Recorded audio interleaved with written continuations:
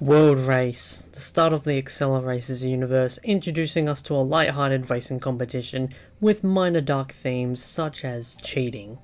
Then we get to Acceleracers, in which everything changed. It was way darker, covering topics such as torture, death, changing the landscape of the overall story.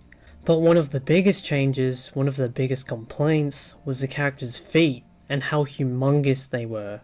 If we look at the world race, their feet are of normal size, and suddenly they become quite literally Bigfoot. With the exception of Karma and Galorum, everyone's feet were swelled up. But how, when, and why? Well, I can only answer the last question, which is why.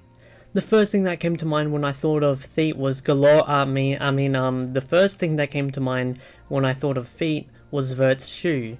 In a certain scene, when Vert jumps, he has his own name on the shoe. Now this could be to show his pride, but I suspect it's got something to do with designing an action figure. Something similar would be like those bears that have like writing on their paws. It's a way of showing who they are. But why do I say action figures, and what does that have to do with overly excessive big feet? Now if we look at the Acceleracers prototype action figures, clearly they also have massive ass feet. And the only thing I can derive from this is that these specific figurines need a stable base.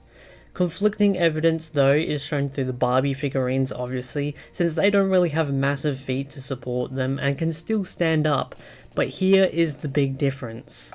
The difference is that the Acceleracers figurines have accessories, like massive accessories, like massive jetpacks, chainsaws, apparently, like what I don't know what they were thinking with that, shields and missiles. And obviously when you have bigger accessories, the figurine is more likely to tip over unless you have something that counteracts that, like say massive ass feet.